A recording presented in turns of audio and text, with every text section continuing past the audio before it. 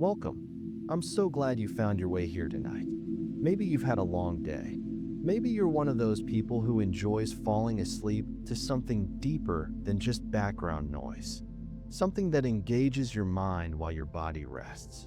Whatever brought you here, I'm grateful you're listening. You know, there's something unique about the night. When everything else falls away and all you have is your thoughts and your breath and the darkness. The night makes us contemplative. It makes us wonder. It makes us think about things we normally push aside during the day. Tonight, we're going to talk about the galaxies. The most disturbing, the most awe-inspiring, the most profoundly unsettling truths about these cosmic structures. So tonight, I want you to get comfortable, really comfortable. Find yourself a good position. Let your pillow support your head. Feel the weight of your body sinking into wherever you're lying. Feel the heaviness of the day beginning to release from your shoulders. Let your breathing slow. Let your mind begin to settle into a state of calm receptivity. The goal tonight is to expand your mind while allowing your body to rest. To give your consciousness something vast and beautiful and strange to contemplate while you drift off into sleep. Some people count sheep. Some people listen to rainfall. You're going to explore 99 disturbing facts about the galaxies. So settle in deeper. Let your eyes grow heavy.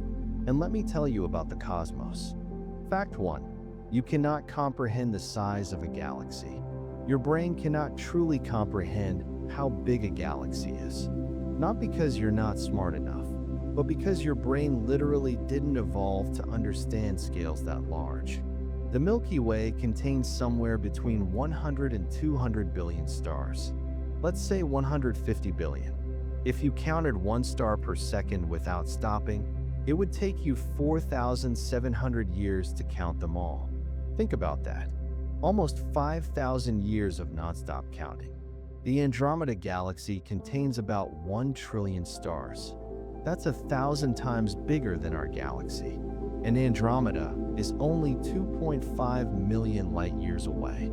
Light takes 2.5 million years to travel from Andromeda to Earth. When that light left Andromeda, your ancestors hadn't even developed language yet. Most of the stars in your galaxy you will never see. They exist around you, above you, and you'll never know they're there. They might have planets. Civilizations might exist on those planets, and you'll never know. You live inside a structure so vast that you cannot truly grasp what you're part of. Fact 2. A galaxy is almost entirely empty. When you hear 150 billion stars in the Milky Way, your mind pictures them close together. Crowded, dense. That's wrong. A galaxy is almost entirely empty. Imagine the entire Milky Way scaled down to a sphere 50 miles across. That's about the size of a city.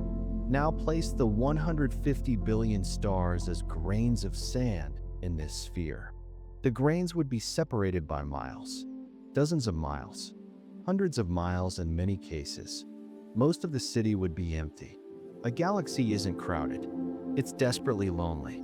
If you placed a spaceship at random coordinates in the Milky Way, the probability of it ever encountering anything would be so small it borders on zero.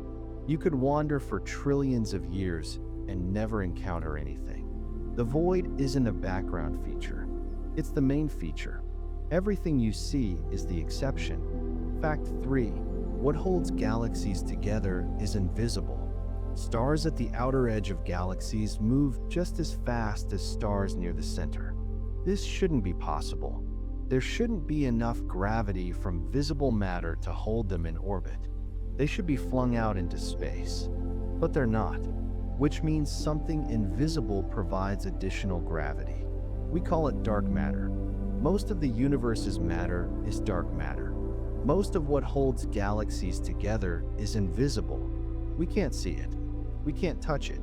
We can't directly detect it. We only know it exists because we measure its effects on things we can see. Scientists have built sensitive instruments designed to detect dark matter directly. We haven't found any. We're surrounded by a substance that comprises most of the universe's matter, and we don't know what it is. We only know it's there because everything would fall apart without it. What if there's something even more invisible? What if dark matter is just the surface layer of a much deeper mystery? Fact 4. Every galaxy contains a black hole at its center. Every galaxy we've examined contains a black hole at its center. In our Milky Way, at the very center, about 26,000 light years away, there's a supermassive black hole named Sagittarius A star. It has the mass of 4.3 million suns.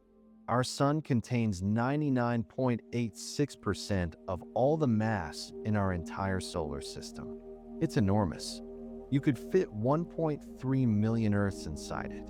Sagittarius A asterisk is 4.3 million times heavier than that. A black hole of this magnitude creates a region of space-time where normal physics breaks down. Light cannot escape from it. Time behaves differently near it. Matter approaching it is torn apart by tidal forces, stretched like spaghetti. Before disappearing, it orbits faster and faster, heating to millions of degrees, emitting radiation visible across the universe. Scientists have observed stars orbiting this black hole at velocities over 5,000 kilometers per second. These are actual stars we can measure. They pass so close to the black hole that relativistic effects, the bending of space and time, become visible. We live in a galaxy with a monster at its heart, a monster we can never escape, a monster that's been consuming things for billions of years. In a few billion years, the Andromeda Galaxy will merge with the Milky Way. The supermassive black holes at their centers will eventually spiral toward each other and collide. The collision will release unimaginable energy in the form of gravitational waves. Both galaxies will be shaken to their cores. Stars will be displaced. Planetary systems will be destabilized. Any civilization that exists then would face extinction. Your distant descendants might not survive the merger of two galaxies. Fact 5. Galaxies are constantly colliding. The universe is not static. Galaxies move. They drift through space like ships in an endless ocean. When they encounter each other, something profound happens. Imagine a galaxy being struck by another galaxy. Not a sudden collision like billiard balls, but two clouds of smoke passing through each other. It takes millions of years. When this happens, the structure of both galaxies is altered. Gravitational fields distort each other. Stars that orbited in neat patterns suddenly find themselves on chaotic paths. Some are ejected entirely from their galaxies, flung into the void between galaxies, never to return. We can observe these collisions happening now. The antennae galaxies are two galaxies merging. Long streams of stars have been pulled away from the collision site. These antennae are composed of billions of stars, each torn from its home galaxy, now flying into empty space. This isn't rare. Galaxies that were separate billions of years ago are colliding now. Galaxies that are separate now will collide in the future. Think about what this means on a planetary scale. Imagine looking up at the sky and seeing another galaxy approaching, not as a faint smudge like Andromeda now, but growing larger over millions of years, filling the sky, stars being ripped from their positions, the night becoming chaos, gravitational forces pulling your planet from its stable orbit, the entire sky coming apart. This has happened before in our galaxy. This will happen again, not to Earth. The sun will have already consumed us. But somewhere in the universe right now, a civilization might be experiencing this. Fact 6. Between galaxies lies true nothingness. We talk about space. We talk about the space between things. And that word makes it sound like there's something there. Space is a thing. But space between galaxies isn't a thing. It's the absence of things. It's emptiness so profound that calling it empty seems generous. Andromeda is 2.5 million light-years away. A light-year is 5.88 trillion miles. Andromeda is 14.7 quintillion miles away. Between us and that galaxy lies almost nothing. A few scattered dwarf galaxies, thin streams of gas and dust, some stray stars, but mostly void, nothingness. If you traveled to Andromeda at the speed of light, the fastest speed possible, you would spend 2.5 million years traveling through darkness. For that entire journey, in almost every direction you looked, you would see nothing, just darkness. The Milky Way would fade behind you, growing dimmer and dimmer until it became indistinguishable from any other star. Eventually, even that would fade. This isn't unique. Most of the universe is this kind of void. Scientists have discovered galaxies separated by distances so vast that light from one galaxy has never reached the other. Due to the accelerating expansion of the universe, light from one galaxy will never reach the other. They're forever separated by an expanding gulf. Imagine civilizations on those distant galaxies. They look at their night sky and see their own galactic structure, billions of stars. Maybe they develop religions based on the assumption that theirs is the only civilization, the only galaxy, the only light in the cosmos. And they would be completely right from their perspective. They would never know that billions of light years away, another civilization is looking up thinking exactly the same thing. The void is the ultimate isolation. It's proof that loneliness is the default state of the cosmos. Fact 7. Dark energy is accelerating the universe apart. Here's a fact that should deeply unsettle you. The universe is not just expanding. The expansion is accelerating. It's speeding up. When astronomers first discovered that the universe was expanding, everyone assumed gravity would eventually slow this expansion. Like throwing a ball upward. It goes up, then gravity pulls it back down. But in 1998, astronomers discovered that the expansion isn't slowing. It's speeding up. Imagine throwing a ball upward, and instead of slowing down as it goes up, it accelerates. Instead of coming back down, it just keeps going up faster and faster. That's what the universe is doing. At some point in the far future, trillions of years from now, galaxies will be so far apart that light from one galaxy will never reach any other galaxy. The night sky will look completely different. You would see only the stars of your own galaxy. Every other galaxy would have disappeared over the cosmic horizon. The force causing this acceleration is called dark energy. And here's the truly disturbing part. We have no idea what it is. We don't know its mechanism. We can't see it. We can barely measure it. We just know it's there because we observe its effects. And it comprises 68% of the universe. More than 2/3 of everything that exists is made of a force we don't understand. Dark matter comprises another 27% of the universe. The invisible scaffolding holding galaxies together. Ordinary matter, everything you can see, comprises only 5% of the universe. You are made of the rarest substance in existence, and you're accelerating away from everything else. Fact 8. Some galaxies are almost as old as the universe itself. The universe is 13.8 billion years old, but we've discovered galaxies that are 13.2 billion years old. These galaxies formed less than 600 million years after the Big Bang. This is a problem. According to our models, there should have been a long period in the early universe where massive structures shouldn't have been able to form. The universe wasn't dense enough. The first stars hadn't formed yet. Black holes hadn't had time to grow. Yet here we see galaxies that appear to have arrived far too early. This means either our models are wrong, something happened in the early universe we don't understand, or there's some mechanism for creating massive structures quickly that we haven't discovered. Each option is disturbing. Imagine if you excavated Earth and found evidence of human civilization dating back 100,000 years, when human history supposedly went back 10,000 years. You'd have to completely revise your understanding of history. That's what these early galaxies do.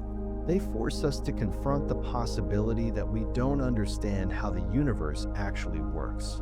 Every new space telescope pushes the frontier further back. Every observation reveals galaxies that formed even earlier than we thought possible. We might be discovering that galaxies are far older and far more numerous than our current models predict. Fact 9. Galaxies are slowly eating each other. This is one of the most visceral ways to describe what astronomers observe, and it's accurate. Large galaxies are consuming smaller ones. When a small galaxy encounters a large galaxy, the gravitational pull of the large galaxy destabilizes the small galaxy. It stretches it. It tears it apart. Over millions of years, the matter from the small galaxy is incorporated into the large galaxy. From the perspective of someone living in the small galaxy, it would be like being slowly pulled apart by an invisible force. Your entire world, your civilization, everything you know being absorbed into something larger. The Milky Way has consumed dozens of smaller galaxies over its history. There's evidence of at least one major galactic merger with the Sagittarius dwarf elliptical galaxy. That's still happening right now. Stars and material from this galaxy are still being pulled into the Milky Way even as we speak. But here's what's truly disturbing. In a few billion years, the Milky Way will be cannibalized by Andromeda, our galaxy. This vast, ancient structure of 100 to 200 billion stars that has existed for over 13 billion years will be consumed and incorporated into another galaxy. The future Milky Way won't be the same galaxy. It will be something new, a hybrid, a merger of two galactic civilizations. Galaxies consume galaxies. Civilizations are replaced. Everything is temporary. Fact 10. The quasar epoch. When we look at distant galaxies, which means we're looking into the past, we see something remarkable. Distant galaxies are often far brighter than they should be. These are active galactic nuclei, or quasars. The black holes at their centers are actively feeding, consuming enormous amounts of matter and radiating tremendous amounts of energy across the electromagnetic spectrum. A single quasar can outshine an entire galaxy of hundreds of billions of stars. A single quasar outshining billions of stars combined. When was this most common? In the early universe. Billions of years ago, quasars were much more prevalent. Galaxies were far more violent. Black holes were growing rapidly. The universe was in a kind of cosmic infancy, wild and untamed, chaotic. But now, most galaxies are quiet. The black holes at their centers are relatively dormant. The universe has aged. It's become less violent, more structured, more predictable. Or has it? Could it be that our galaxy was also a quasar in the distant past? Could it be that several billion years ago, our galaxy was raging? So bright that it would have been visible from across the universe? So violent that any civilization living in it would have been bombarded with radiation? If that's the case, all traces of that violent period have been forgotten. We have no memory of it. We don't know when it happened or what caused it to end. We only know that we live in a quiet galaxy now. But that quietness might be temporary. That dormancy might not be permanent. The black hole at the center of our galaxy might, under the right circumstances, awaken. It might begin consuming matter at an accelerated rate. It might become a quasar. Our entire galaxy might transform. Fact 11. Galactic shape is temporary. Astronomers classify galaxies into several types. Spiral galaxies like the Milky Way with elegant rotating arms. Elliptical galaxies ranging from nearly spherical to highly elongated. Lenticular galaxies with a flat disk and central bulge. irregular galaxies without clear structure. For a long time, we thought shape was destiny, that shape was determined by a galaxy's fundamental properties and wouldn't change. But now we understand something more disturbing. Shape is temporary. It's just a snapshot in time. A spiral galaxy can become an elliptical galaxy through galactic collision. The impact destabilizes the elegant spiral structure. The arms get torn apart. What emerges is a different kind of galaxy entirely. An elliptical galaxy might have once been a beautiful spiral, and a spiral galaxy might, in the future, become an irregular mess after colliding with another galaxy. This means that the shape of a galaxy tells us very little about what it was in the past or what it will be in the future. An elliptical galaxy we observe today might have been a spiral 5 billion years ago. It might be something we don't even have a word for 5 billion years in the future. It's a metaphor for impermanence, for the fundamental instability of the universe, for the idea that nothing stays the same. Everything is in flux. Everything changes. Everything that seems solid and permanent is actually temporary and transient. Fact 12, the Great Attractor. Astronomers have observed something strange. Galaxies in our local region of the universe, including our own Milky Way, are being pulled in a specific direction, not toward any particular galaxy, but toward a region in space. We call it the Great Attractor. It's located about 150 to 250 million light-years away, in the direction of the Centaurus supercluster. And it's attracting galaxies with a gravitational force so immense that entire galactic superclusters are being influenced by it. But here's the problem. We can't see it directly. It's obscured by dust and gases. We only know it exists because we observe galaxies moving toward it. We measure the effect, but can't see the cause. Some scientists propose that it's not a single object, but a collection of many superclusters. Their combined gravity creates an attraction so immense it influences the motion of billions of galaxies. But others entertain a more disturbing possibility. What if the Great Attractor is something we can't explain with our current models? What if it's a structure so vast and so strange that we don't have a framework to understand it? We don't know what the Great Attractor is. We can't see it. We can't fully explain it. But we can measure its gravitational effects on billions of galaxies. The universe is pulling us towards something we can't see, can't fully understand, and can't predict the consequences of encountering. Fact 13. The observable universe is only a tiny fraction of the actual universe. The observable universe, the part we can potentially see from Earth, has a radius of about 46.5 billion light-years. But here's what's disturbing. This isn't the size of the universe. It's just the size of the part we can observe. The actual universe is almost certainly vastly larger than the observable universe. It could be 10 times larger. It could be infinitely larger. There could be an infinite number of galaxies beyond our cosmic horizon, forever unreachable and invisible to us.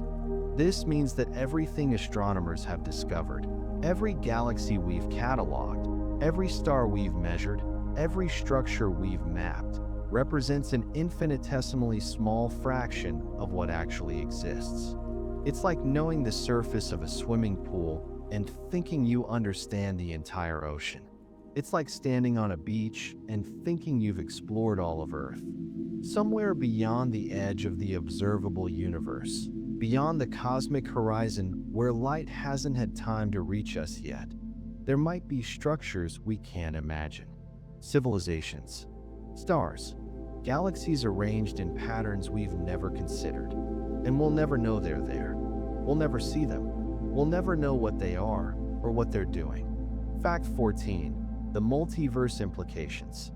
Physics suggests there might be infinite universes, each with different laws of physics. This isn't speculation. This is a legitimate implication of string theory, quantum mechanics, and inflationary cosmology. The mathematics of modern physics suggest that our universe might be just one bubble in an infinite cosmic foam. In this scenario, different universes can have different physical laws, different constants, different dimensions. Some might allow for complex structures like stars and planets. Others might be too hostile for any kind of structure to form. If this is true, then it raises a disturbing question. Why are the physical constants in our universe so finely tuned for the existence of complex structures? According to some physicists, the answer is the anthropic principle. We exist in this universe precisely because it has the right conditions for life. If we existed in a universe with different physical laws, we wouldn't be here to observe it. But this raises an even more disturbing implication. There could be an infinite number of universes, each with different physical laws, and we're trapped in the one where observers like us could possibly exist. We're not in a special universe. We're not in a universe chosen by design. We're in the only universe where beings like us could possibly exist to ask the question. It's inevitable from a statistical standpoint, but it's also incredibly lonely. It means that most universes are probably devoid of structure, devoid of life, devoid of consciousness. Fact 15. The habitable zone and the loneliness beyond it. When astronomers search for potentially habitable planets, planets where liquid water could exist and life might emerge, they focus on the habitable zone. The region not too hot, not too cold, but just right. But the habitable zone is tiny, microscopically tiny in the context of the universe. Most of space is too hot or too cold, radiation too intense or too weak, gravity too strong or too weak. The conditions for life as we understand it are so specific that the volume of space that could possibly harbor life is vanishingly small compared to the total volume of the universe. And even within those tiny habitable zones, life might not form. Life is rare, and intelligent life is rarer still. And technological civilizations? They might be so rare that despite billions of galaxies with billions of stars each, intelligent beings who can communicate across the cosmos might be separated by millions of light years. You might be alone, not philosophically alone, but actually genuinely alone. The next nearest civilization to Earth might be so far away that light from them would take millions of years to reach us. You could live 1,000 lifetimes and never know that intelligent life exists elsewhere. You could die never having received a message from beyond your galaxy. You could spend your entire existence in isolation, not knowing if you're the only conscious beings in all of creation. Fact 16. The evolution of galaxies. Galaxies are born, they mature, and they die. It's a cycle like any other living thing. A young galaxy is chaotic. Stars form rapidly from clouds of gas and dust. The supermassive black hole at its center is actively feeding. The galaxy radiates tremendous amounts of energy. It's alive, transforming, growing. As the galaxy ages, it consumes its gas. Stars form and die. The rate of star formation slows. The black hole enters a more dormant phase.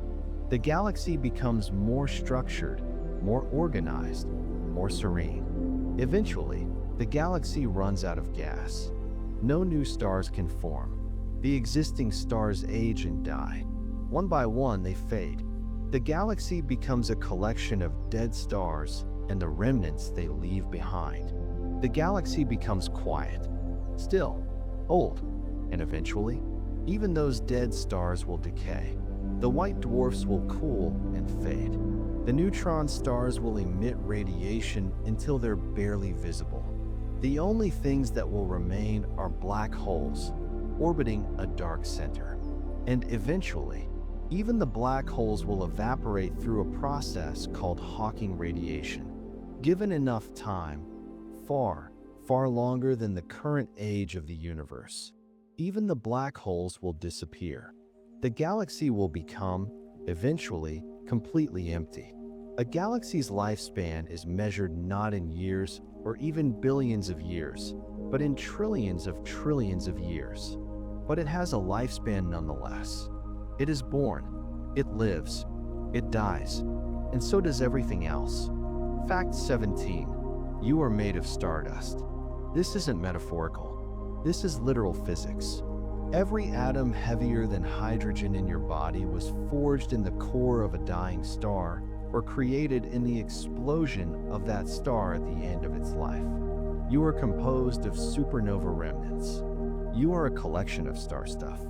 Billions of years from now, long after human civilization has ended, long after Earth has been consumed by the sun's expansion into a red giant, the atoms that make up your body will be dispersed back into space. They might form new stars. They might become part of planetary systems around those stars. They might, through an impossibly long series of coincidences and billions of years of transformation, end up being part of conscious beings on distant worlds. You are temporary, but you are also eternal. Your atoms are ancient, and they are young, and they are forever cycling through the cosmos. The iron in your blood came from a star. The calcium in your bones came from a star. The oxygen you breathe came from a star. You are literally made of the substance of dead stars. You are the universe, having become conscious of itself. Fact 18. The Fermi Paradox. If the universe is so vast, with so many galaxies and so many stars, why haven't we found any other intelligent life?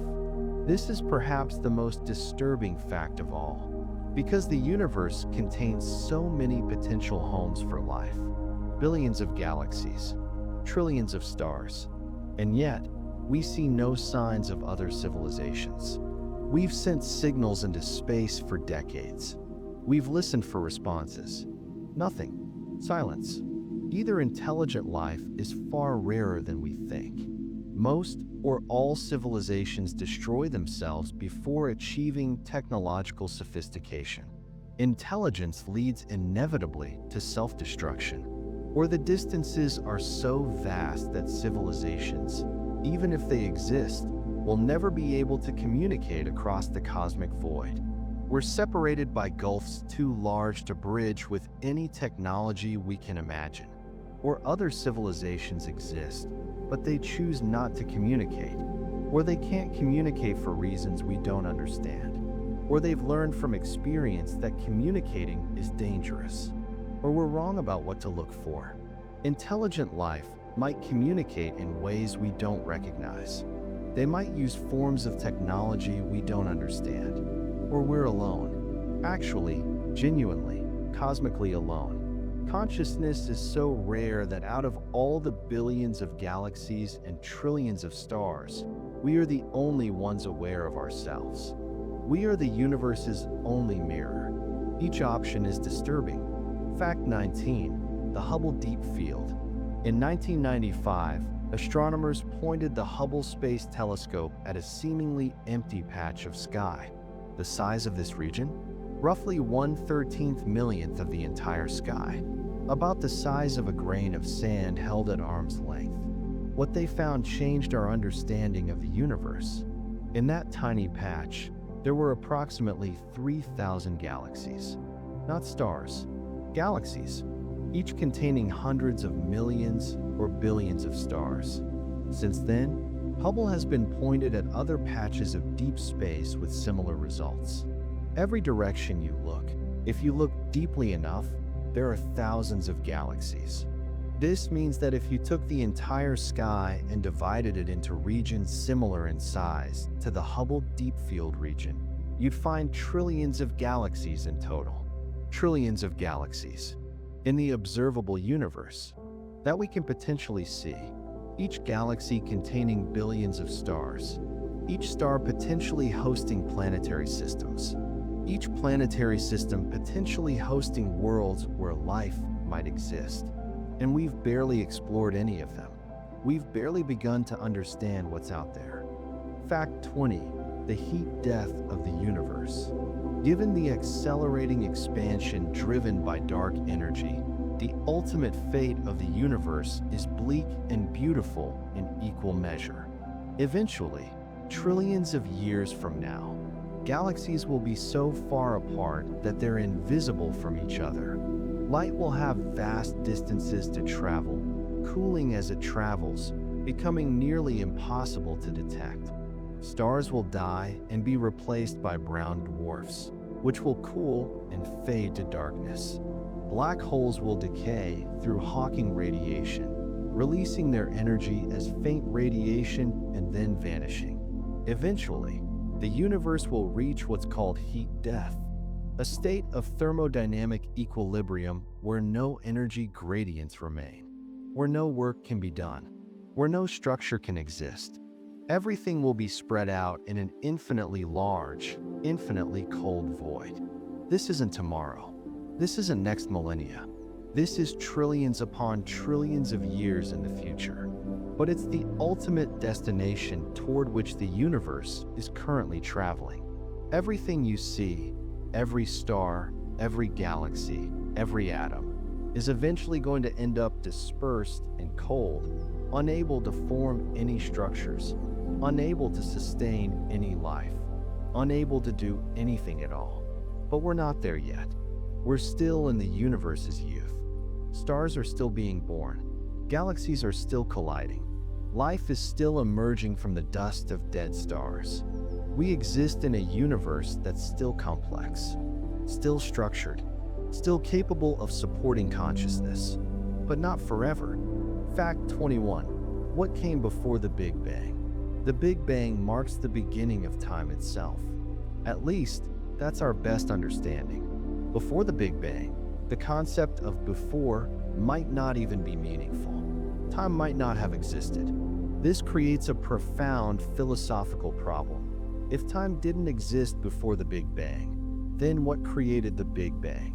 How can something come from nothing if causality, the idea that things have causes, doesn't apply when time doesn't exist? Some physicists propose that the universe could have created itself through quantum tunneling. Others suggest that there are infinite universes popping in and out of existence, and we just happen to be in one that did create. But these are speculations. We don't know. The origins of the universe remain one of the deepest mysteries in science, and it might remain a mystery forever. There might be aspects of the universe that are fundamentally unknowable to beings like us. Truths that exist beyond our ability to comprehend or measure. Fact 22. Why does anything exist at all? The laws of physics, as far as we understand them, might permit the universe to exist without any external creator. Quantum mechanics suggests that things can spontaneously appear and disappear. The universe might be a spontaneous quantum fluctuation. But this raises a deeper question. Why do the laws of physics exist? Why is there a universe at all, rather than nothing? This isn't a religious question, though it can be interpreted as one. This is a genuine philosophical and scientific puzzle. If nothing is simpler than something, if the default state is non-existence, why is there existence? We don't know, and it's possible that this question might not have an answer. It's possible that we're asking the wrong question. It's possible that why is there something rather than nothing is a meaningless question, like asking what's north of the North Pole. But the fact that we don't know, the fact that we can't answer this most fundamental of questions, is deeply, profoundly disturbing. Fact 23.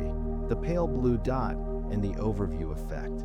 When astronauts have seen Earth from space, that tiny, fragile sphere of blue and white floating in the black void, something shifts in their perspective. They report something called the overview effect. Looking at Earth from orbit, you see clearly that there are no borders visible from space. All the nations, all the conflicts, all the things humans fight about are separated by lines drawn on a map, not by physical features visible from orbit. You see that Earth is isolated in a vast, black void. Every human who has ever lived, every king, every emperor, every general, every ordinary person has lived on this tiny sphere. Every moment of human history, all of human achievement, all of human suffering has taken place on this small blue dot. And in that moment, something changes. The petty concerns of daily life suddenly seem less important. The things we worry about seem to fade in significance when you realize that you and everyone you love and everyone you hate all live on the same fragile world, hurtling through space.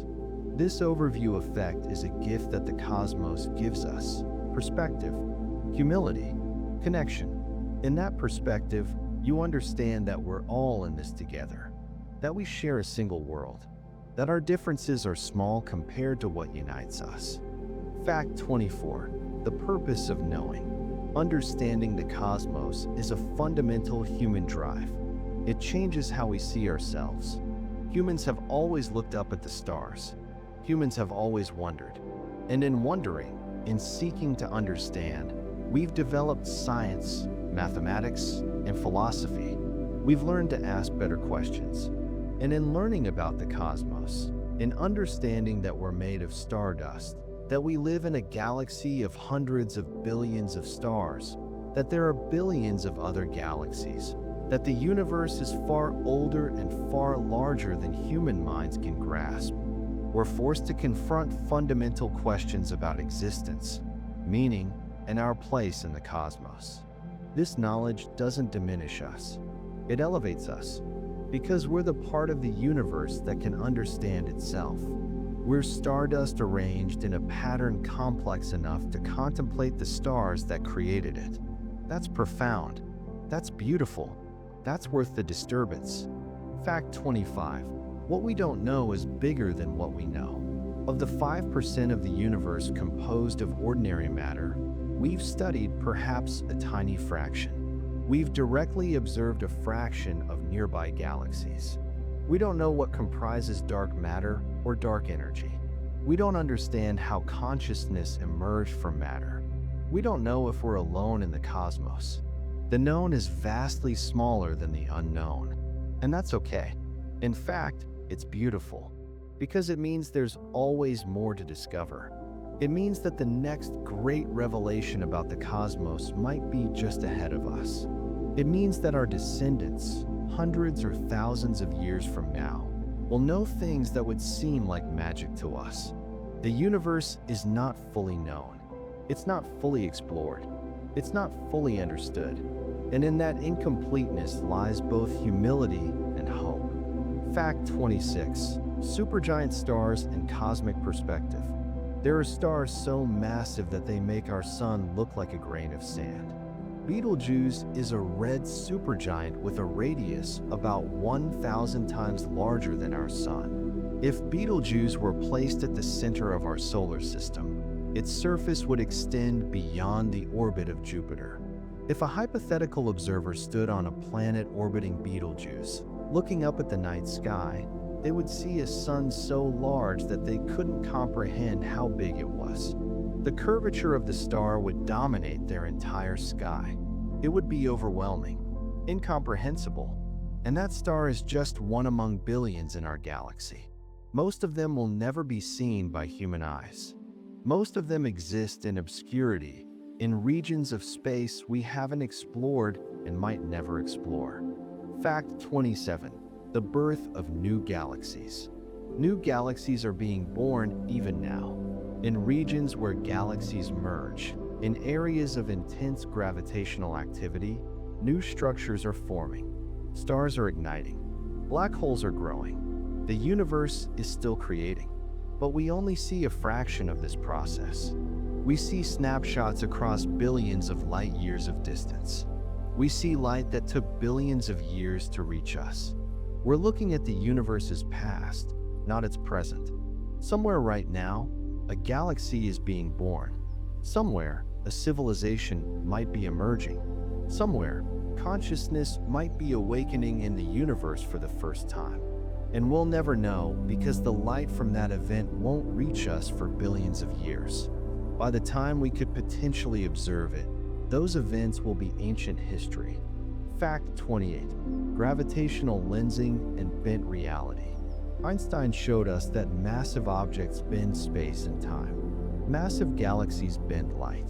When light from a distant galaxy passes near a massive nearby galaxy, the gravity of the nearby galaxy curves the light's path, magnifying and distorting the image of the distant galaxy.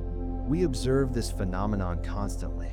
We see galaxies as they appear through gravitational lenses.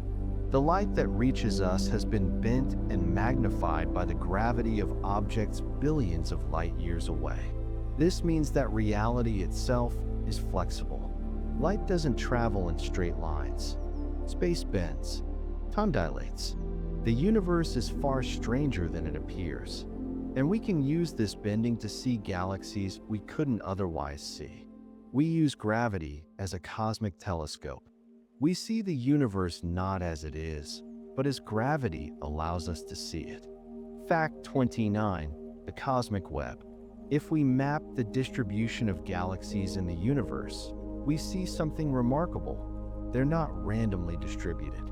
They're arranged in a web-like structure. Galaxies cluster together along filaments of matter.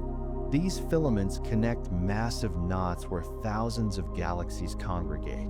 Between these filaments lie vast voids containing almost nothing, regions larger than any human comprehension of distance that contain almost no galaxies at all. We live in a universe with a structure, a pattern. We're woven into a cosmic web that connects billions of galaxies across incomprehensible distances. We are not isolated atoms in a random universe. We are part of a structure, a pattern, a cosmic architecture that has meaning on scales we're only beginning to understand. Fact 30. Gamma ray bursts and cosmic catastrophes. In the distant universe, every day, stars are exploding in catastrophic events called gamma ray bursts, the most powerful explosions in the known universe. For a few seconds, a single burst can release more energy than our sun will emit in its entire 10 billion year lifespan. If a gamma ray burst occurred near Earth, say, within a few thousand light years, it would sterilize our planet. It would destroy the ozone layer. It would bombard the surface with deadly radiation. Life would end. These events are rare on human timescales, but in the cosmic timescale, they're common. Somewhere right now, a star is exploding.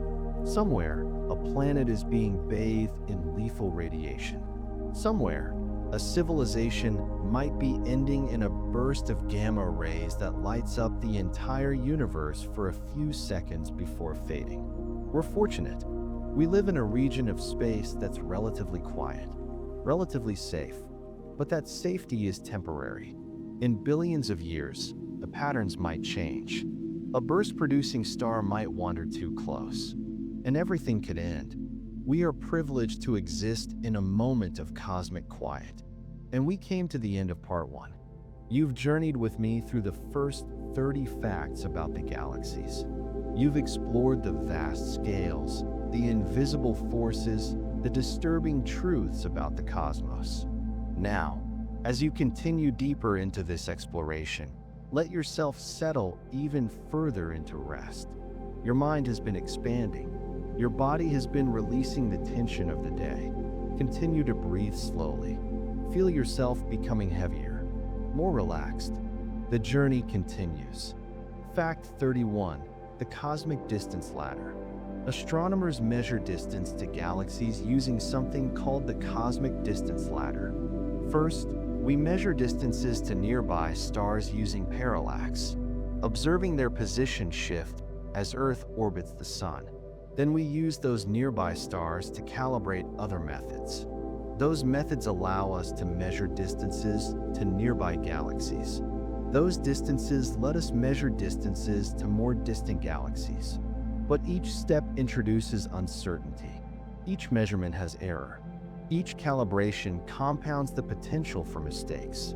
By the time we're measuring distances to the farthest galaxies, we might be off by significant amounts. This means that our map of the universe is built on foundations of accumulated approximation.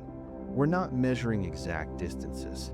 We're making educated guesses based on chains of reasoning that stretch across billions of light years. What if we're systematically wrong? What if the universe is larger than we think? Or smaller? What if our understanding of the structure of the cosmos is fundamentally skewed by the limitations of our methods? Fact 32. Redshift and the expanding universe. When we look at distant galaxies, we see their light shifted toward the red end of the spectrum. This redshift is caused by the Doppler effect. As galaxies move away from us, their light waves are stretched, shifting toward longer wavelengths, toward red. The more distant a galaxy, the greater its redshift. The greater its redshift, the faster it's moving away from us. This is how we know the universe is expanding. The light itself tells us. The photons that began their journey billions of years ago and finally reached Earth carry the message. The galaxies are moving away. But what if there's something else causing redshift that we don't understand? What if our interpretation of this phenomenon is incomplete? What if the universe isn't expanding the way we think it is? These questions seem almost heretical. The evidence for expansion is overwhelming. But science has been wrong before, and it might be wrong again. Fact 33. The Andromeda collision timeline. In approximately 4.5 billion years, the Andromeda galaxy will collide with the Milky Way. But this is a projection based on current data. There's uncertainty in the measurements. There's uncertainty in how gravitational effects will play out over billions of years. What if Andromeda arrives sooner? What if it arrives later? What if its trajectory changes? What if other cosmic events occur that we can't currently predict? In 7.5 billion years, if the collision hasn't occurred, our sun will have entered its red giant phase and consumed Earth. Our planet will be vaporized long before Andromeda arrives. But our molecules will still be here. The matter that makes up Earth will be dispersed into space, ready to participate in whatever cosmic events unfold. Fact 34. The cosmic microwave background. The entire universe is bathed in an afterglow of the Big Bang. This is the cosmic microwave background radiation, ancient light that has been traveling for 13.8 billion years. Light released when the universe became transparent.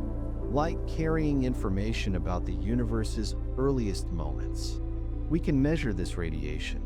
We can map its temperature variations. We can look for clues about the universe's origins. But there are anomalies. The cosmic microwave background shows patterns that don't quite match our predictions. There are cold spots. There are patterns that suggest structures we don't understand. What are these anomalies telling us? What are we missing in our models of the universe? Fact 35. The large-scale structure problem. When we map the distribution of galaxies on very large scales, we see something that shouldn't exist.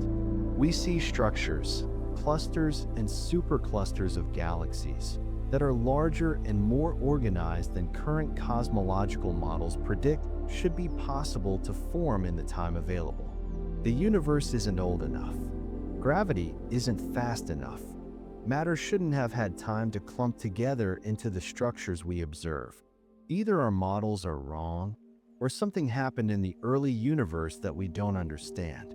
Either the universe is older than we think, or gravity behaves in ways we haven't accounted for, or there's a mechanism for rapid structure formation that we haven't discovered. Fact 36. Neutrinos in invisible mass.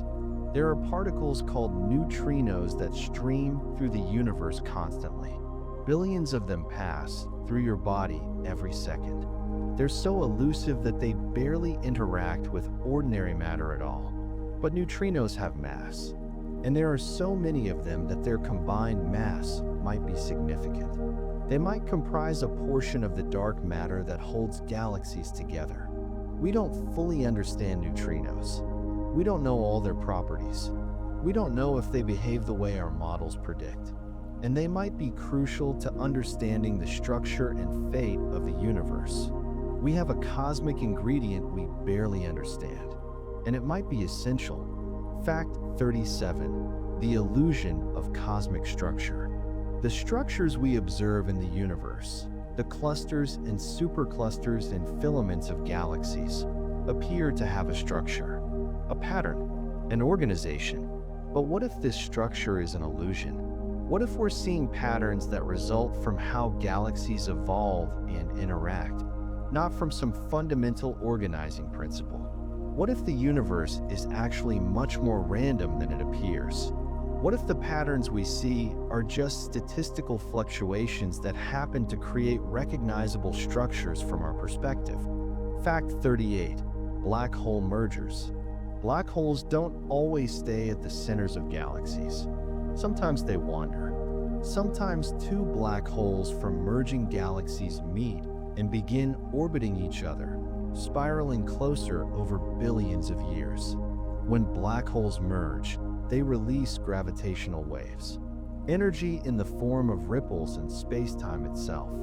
The collision of supermassive black holes would be the most violent event in the universe. The shock waves would propagate through both galaxies, disrupting stars, destabilizing planetary systems, creating chaos on a cosmic scale. We've recently begun detecting gravitational waves from merging black holes. We can observe these catastrophic events across the universe. We can hear the echoes of cosmic violence. Fact 39. The anomalies in galaxy rotation. Some galaxies rotate faster than they should based on the visible matter they contain. Even accounting for dark matter, some galaxies are rotating too quickly. Their outer regions are moving at speeds that shouldn't be possible. Either our understanding of gravity is incomplete, or these galaxies contain structures or masses that we haven't detected, or something else entirely is going on. Scientists have proposed modifications to gravity itself, theories like MOND, modified Newtonian dynamics, to account for these anomalies. But these theories don't work universally. They solve some problems and create others. We might be on the edge of discovering that gravity itself is more complex than we understand. Fact 40.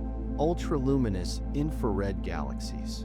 There are galaxies that emit more energy in the infrared spectrum than visible light. These ultraluminous infrared galaxies are powered by extraordinarily rapid star formation or by active supermassive black holes, or both. These galaxies are obscured. The dust and gas in and around them absorbs visible light and re-emits it as infrared radiation.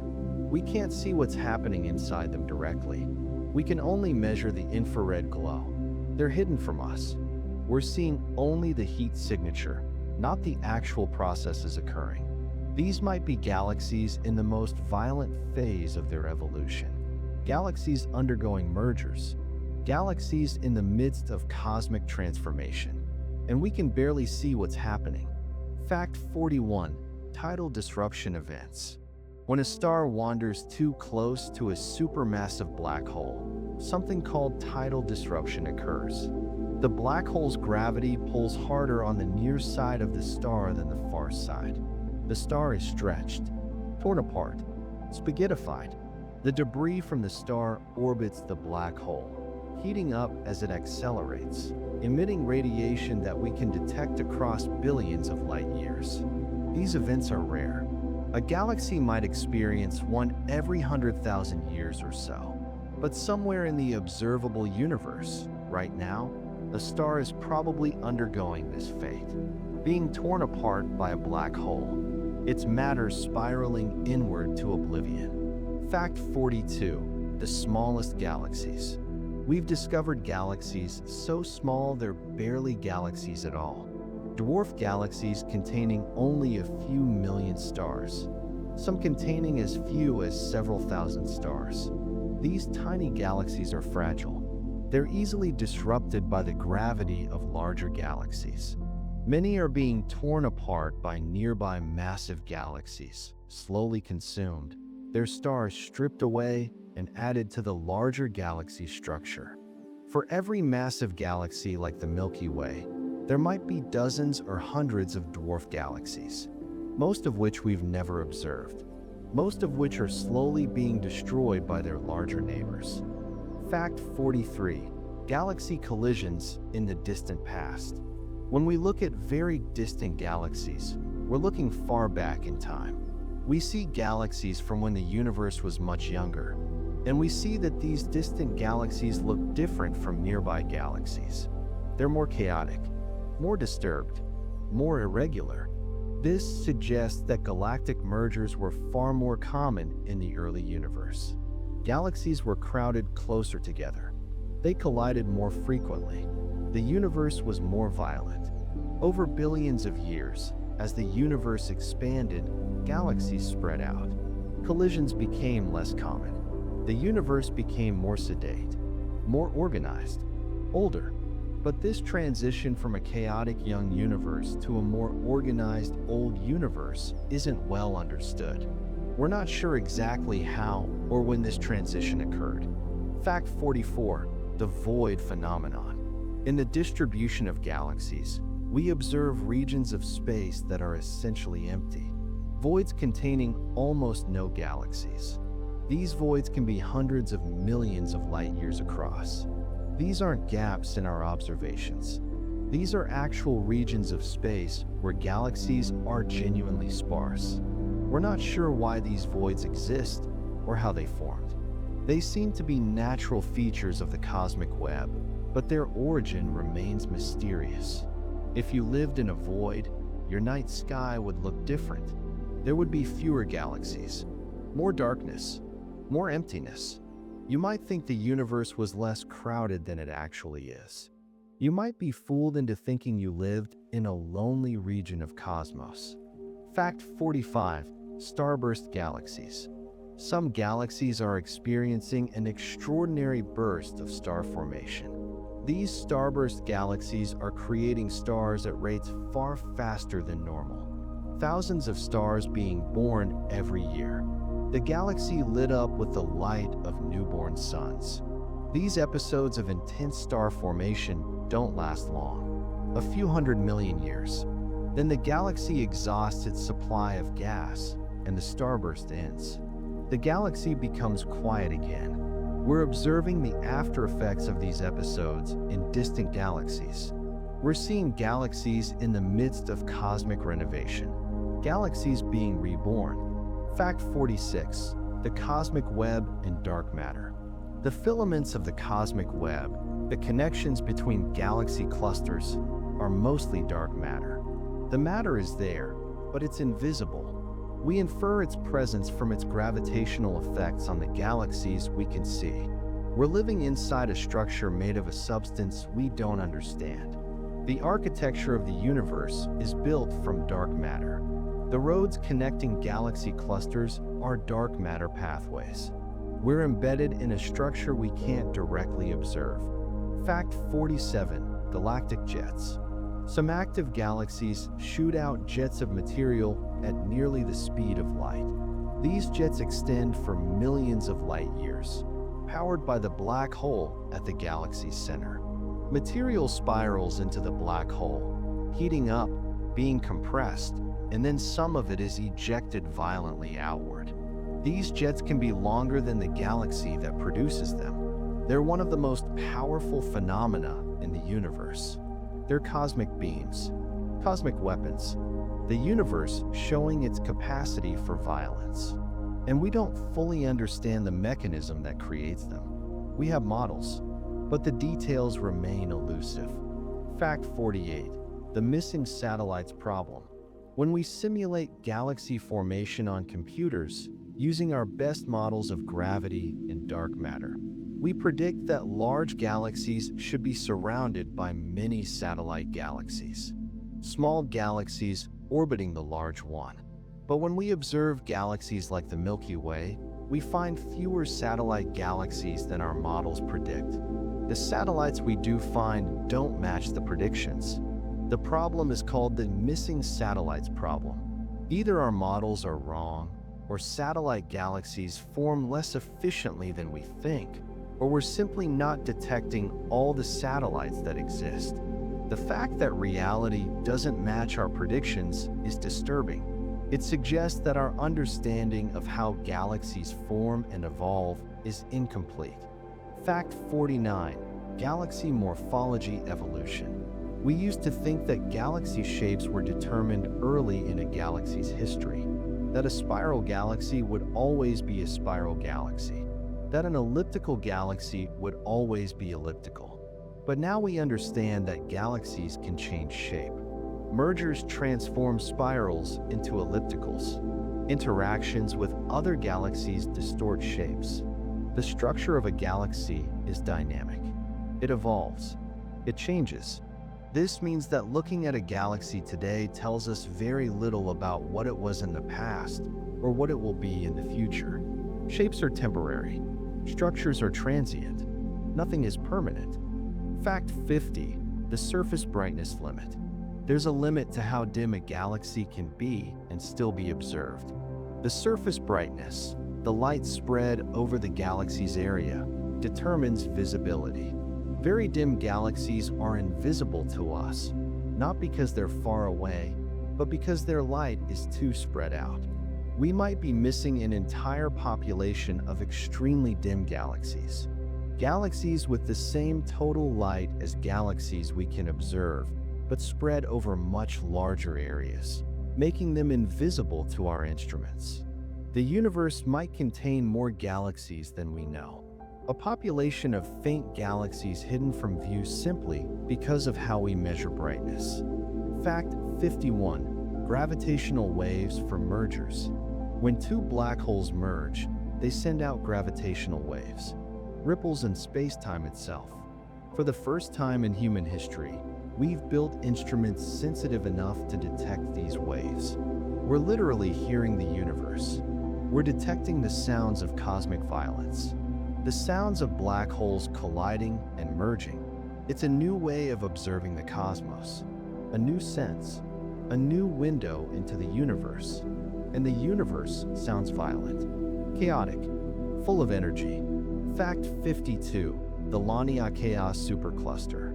Our galaxy is part of a structure called the Laniakea supercluster. It's a supercluster of galaxies so vast, it contains 100,000 galaxies and extends for over 500 million light years. It's one of the largest known structures in the universe. But Laniakea itself might be part of an even larger structure. Our position in the cosmic hierarchy is being constantly revised as we discover larger and larger structures. We're not at the center. We're not special. We're just part of an increasingly complex cosmic architecture.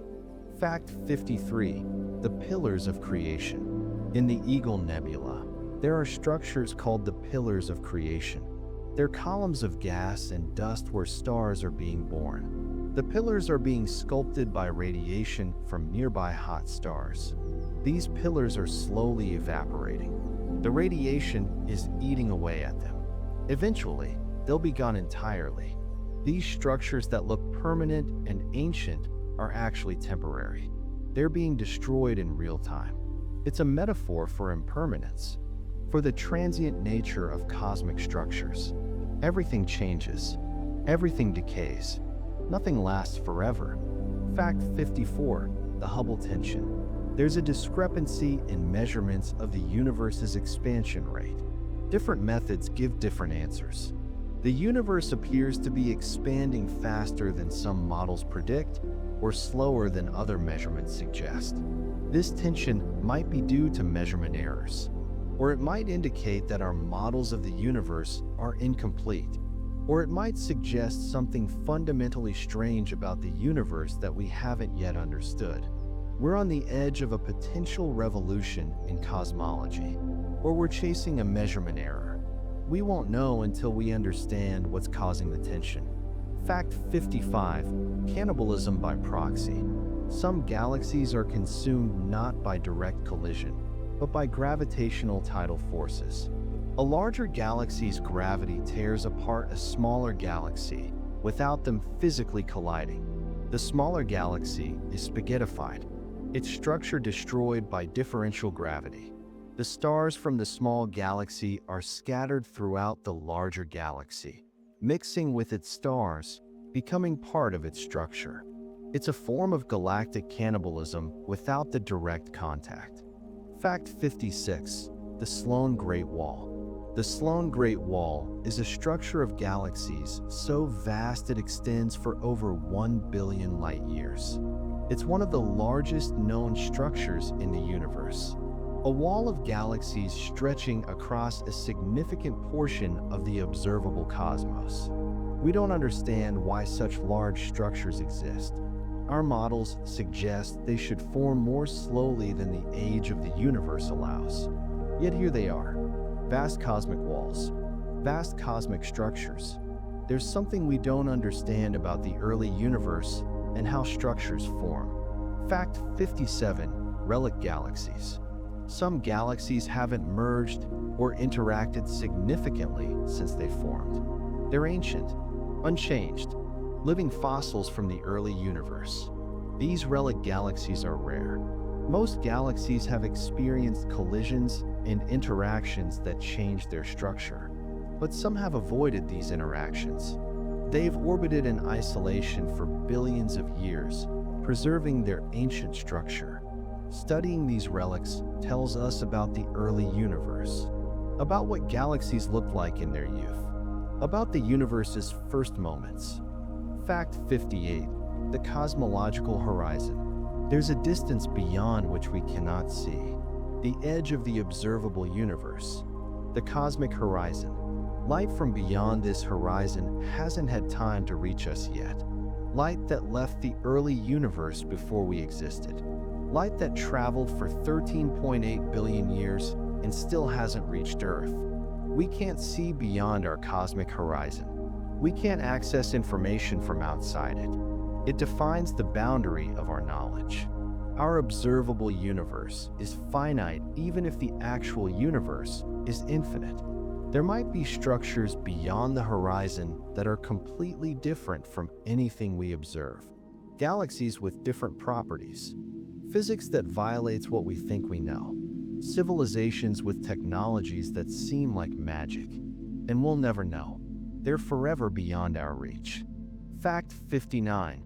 The Firefly Distance Indicator. We measure distances to nearby galaxies by comparing the brightness of supernovae in those galaxies to the brightness of supernovae in galaxies whose distances we've already measured. It's called the cosmic distance ladder, and each rung depends on the accuracy of the previous rung. But supernovae vary. They're not all equally bright. Some systematic error might be built into the ladder, propagating through all our distance measurements. If the first rung is off by even a small percentage, by the time we measure distances to the most distant observable galaxies, we could be off by significant amounts. Our map of the universe might be systematically distorted. Fact 60. The universe's rotation. Is the universe rotating? Does space itself spin? There's evidence that suggests it might. The distribution of galaxies shows hints of a pattern that could indicate rotation. But how does one measure the rotation of the entire universe? We're inside it. We're rotating with it. We can't step outside and observe it spinning. If the universe is rotating, that has profound implications for our understanding of time and space. It changes how we think about the cosmos, and we don't know if it's true. Fact 61. Isolated dwarf galaxies. Some dwarf galaxies don't have large companion galaxies. They're isolated, alone, far from any other significant structure. These isolated dwarfs are rare and poorly understood. We don't know how they formed. We don't know why they're so isolated. We don't know if they're experiencing unusual evolution compared to dwarf galaxies that have companions. They're mysteries. Small galaxies in cosmic isolation. Fact 62. The cosmic dawn. At some point in the early universe, the first galaxies ignited. stars were born. Light filled the cosmos. This transition from a dark universe to an illuminated universe is called the cosmic dawn. We're beginning to observe this epoch using deep space telescopes. We're seeing galaxies as they appeared more than 13 billion years ago. We're looking back to times when the universe was very young, and we're discovering that galaxies formed earlier and were more numerous than we expected. The cosmic dawn might have arrived sooner than our models predict. Fact 63.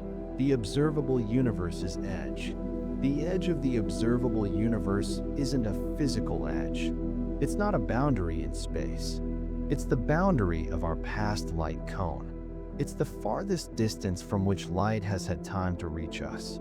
Beyond that edge, billions of light years away in every direction, there might be more galaxies, more structures, more complexity, but the light from those distant regions hasn't reached us yet. And due to the accelerating expansion of the universe, light from beyond a certain distance will never reach us. The edge of our observable universe is being sealed off by cosmic expansion. Fact 64. The Andromeda Mystery.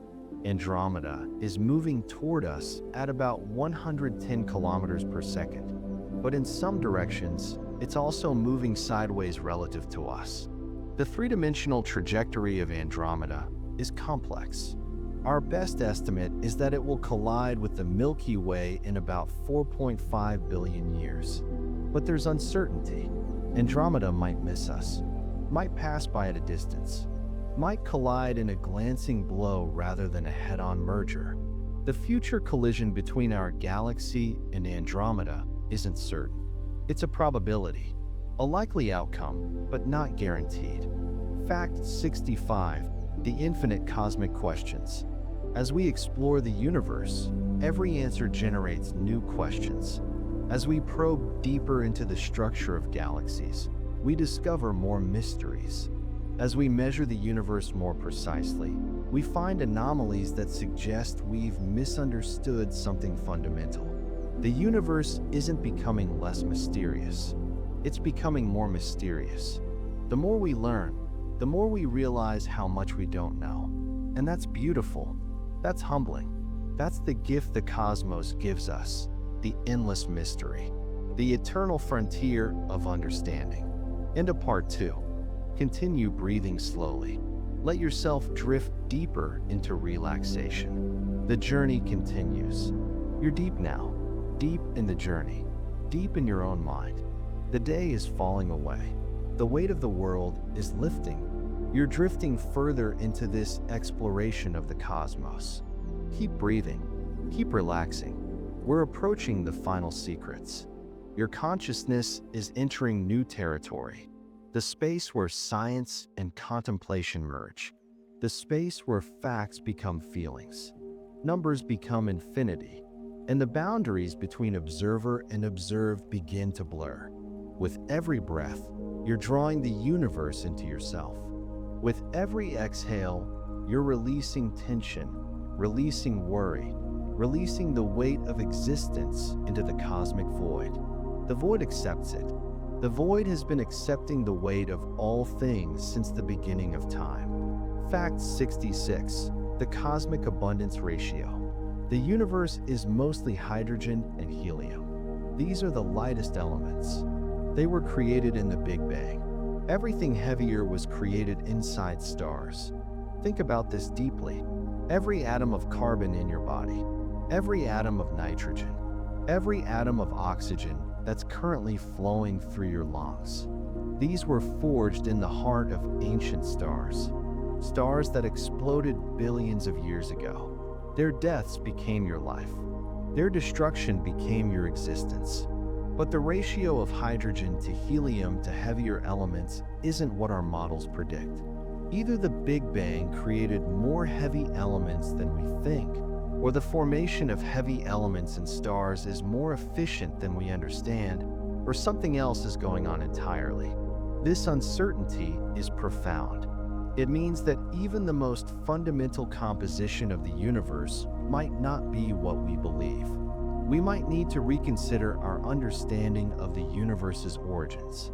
We might need to rewrite the cosmic narrative from the beginning. We think we know the composition of the universe, but the evidence suggests we're off. And that unknowing is actually peaceful, because it means there's always more to discover.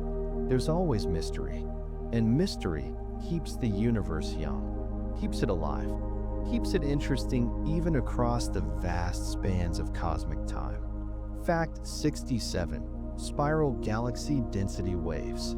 Spiral galaxies aren't rotating like solid disks where the outer edges move slower than the inner regions. That would tear them apart. Instead, spiral structure forms through density waves, regions where matter is more densely packed, rotating through the galaxy like waves through water.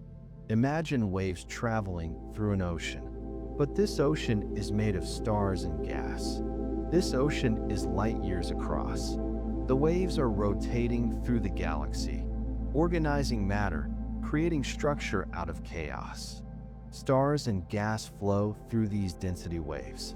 The waves remain stationary relative to the galaxy's core while material flows through them. It's like a spiral pattern painted in space, a pattern that doesn't move, even though everything inside it is moving.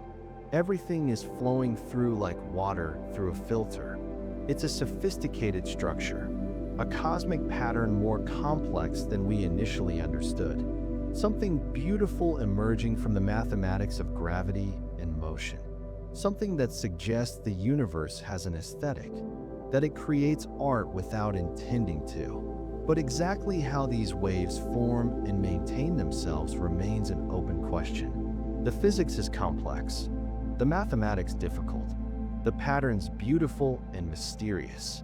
And isn't that wonderful? That we can look at spiral galaxies and see something so elegant that we still don't completely understand it? There's a joy in that incompleteness, a satisfaction in knowing that mystery persists. Fact 68. The ghost of mergers. Galaxies that have merged leave behind visible evidence. Tidal tails, shells of stars, distorted structures. We can read the history of a galaxy by looking for these merger remnants. When galaxies collide, and they do occasionally, over the course of billions of years, they don't pass through each other cleanly. The gravity stretches them, pulls them apart, leaves long streams of stars extending outward like the arms of an octopus reaching for something it can never quite grasp. These are the scars of collision, the evidence of cosmic violence, but also evidence of transformation, of change, of evolution on the grandest scales. But some galaxies look undisturbed. They don't show evidence of recent mergers. Either they haven't experienced mergers in a long time, or the mergers happened so long ago that the evidence has faded, or they merged with other galaxies of similar size, and the merger produced a galaxy that looks relatively unchanged. Some galaxies have violent histories. Some have lived in relative peace. But eventually, all of them will encounter something. All of them will be transformed. All of them will merge or collide or interact with their neighbors. Nothing remains isolated forever. We're looking at the universe's recent past. We're learning the history of cosmic violence. And in that history, we see ourselves.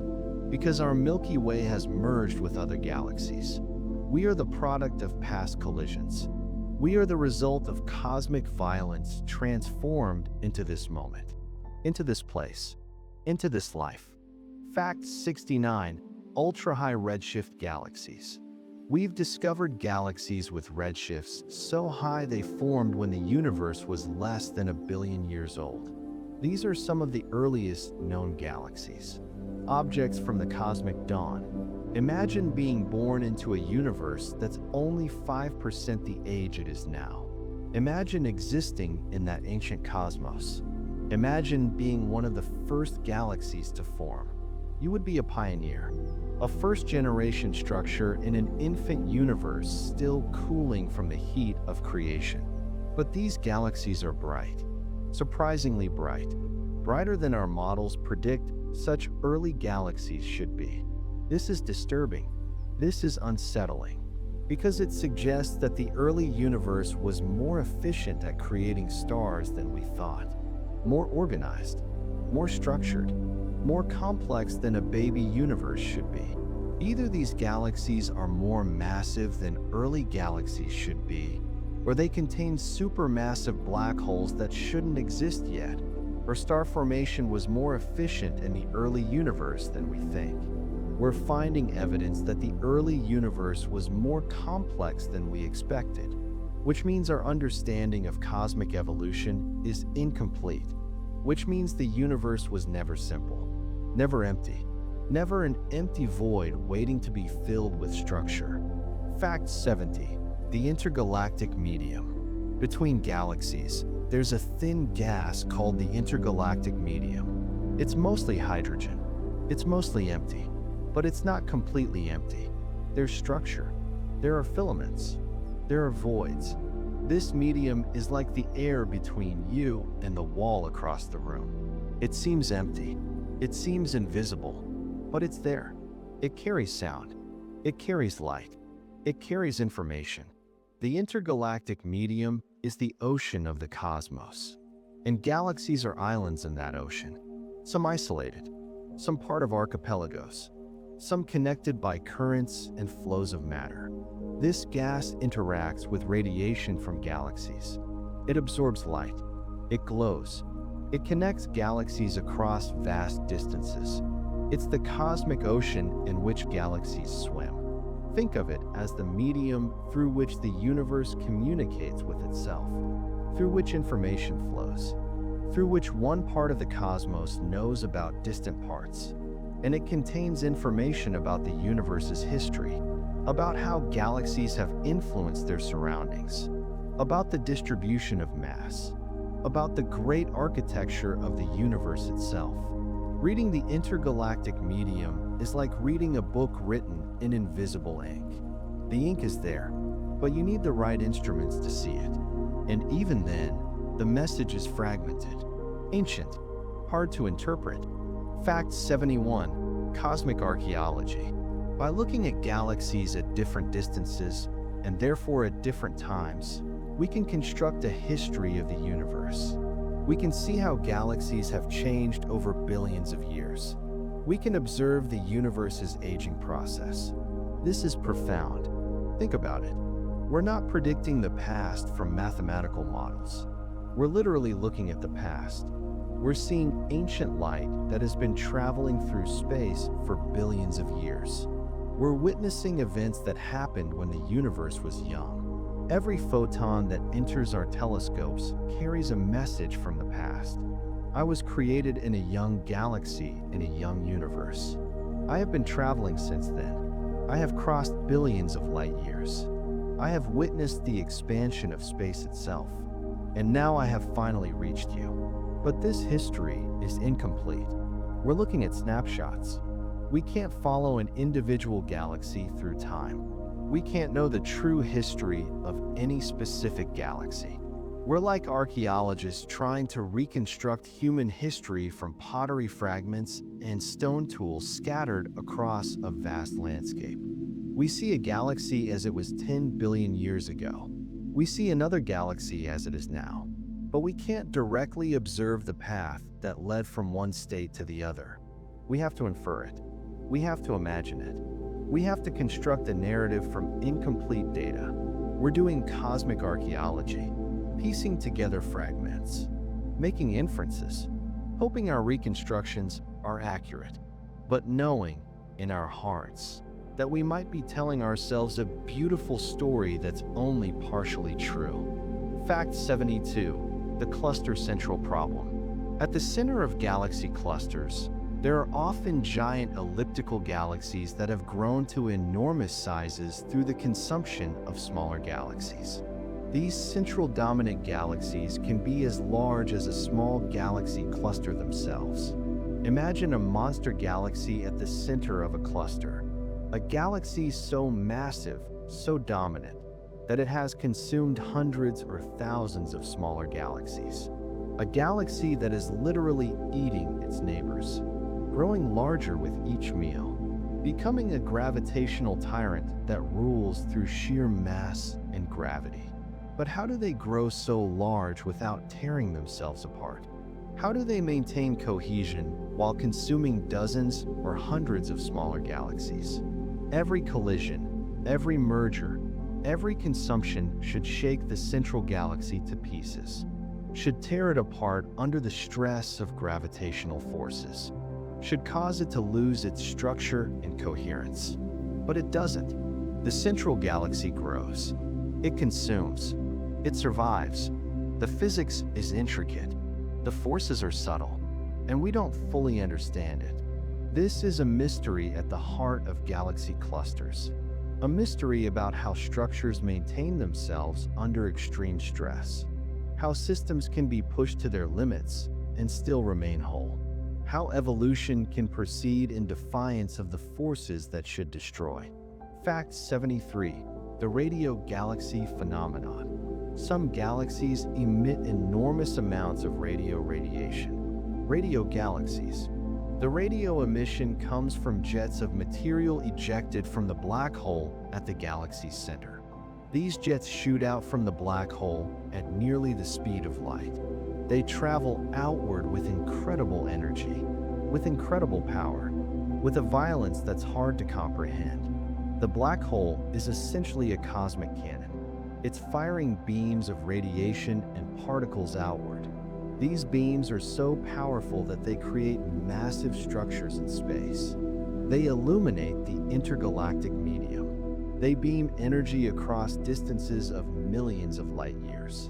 These jets can be millions of light years long. They're beaming energy across cosmic distances. They're visible on radio telescopes from across the universe. Imagine being a civilization near one of these jets. Imagine the radiation washing over your planet. The energy, the power, the unstoppable force of a black hole's ejection. But why do some galaxies produce powerful radio jets while others don't? What determines the strength and direction of these cosmic beams? We have theories, but the details remain mysterious. It might depend on how fast the black hole is spinning. It might depend on the orientation of the accretion disk. It might depend on the composition of the material falling into the black hole. But we don't know for certain. Fact 74. Gravitational lensing magnification. When light from a distant galaxy passes near a massive nearby galaxy, the gravity of the nearby galaxy acts like a lens. It magnifies and distorts the image of the distant galaxy. This is Einstein's prediction come to life. Space itself is warped by mass. Light doesn't travel in straight lines. It follows the curvature of space. And when light is traveling near a massive object, that curvature acts like a lens, like a magnifying glass, like gravity doing what light cannot do on its own. This means that we can observe distant galaxies that would otherwise be too faint to see. Gravity magnifies them, shows us objects we couldn't see otherwise. It's like the universe is giving us telescopes, building cosmic magnifying glasses from gravity itself. The universe is helping us see. The massive galaxies near us are acting like amplifiers, like intermediaries. They're helping light from distant galaxies reach us. They're making the invisible visible. Fact 75. The color magnitude relation. Old stars are red. Young stars are blue. Old galaxies contain mostly old stars and are red. Young galaxies contain mostly young stars and are blue. This is a narrative written in light, in wavelengths, in the electromagnetic spectrum. The age of a star is written in its color. The history of a galaxy is visible in how it glows. This creates a clear relationship. Galaxy color indicates galaxy age. Red galaxies are old. Blue galaxies are young. But there's scatter in this relationship. Some galaxies don't follow the pattern perfectly. Some old galaxies appear bluer than they should. Some young galaxies appear redder than expected. These exceptions are fascinating. They suggest that a galaxy's history is more complex than we might assume. They suggest that galaxies don't follow simple paths from youth to age, that they can be transformed, changed, renewed in unexpected ways. These exceptions tell us about the complex histories of individual galaxies, about unique events, about galaxies that don't fit the mold, about stars and dust and interactions that create unique outcomes. Every galaxy that doesn't fit the expected pattern is a story, a unique history, a reminder that the universe is more nuanced than any simple model. Fact 76. The satellite plane problem. The satellite galaxies orbiting the Milky Way don't orbit in random directions.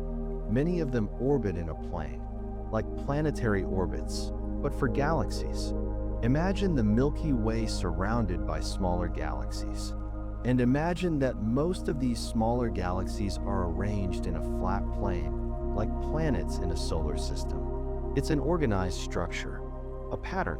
We're not sure why. Simulations of galaxy formation suggest satellite galaxies should orbit in random directions. They shouldn't form organized planes. They shouldn't be so orderly. Either our simulations are wrong, or there's a mechanism for organizing satellite galaxies into planes that we don't understand, or we're seeing a statistical coincidence of such improbability that it challenges our understanding of probability itself. We're missing something about how satellite galaxies interact with their host galaxies.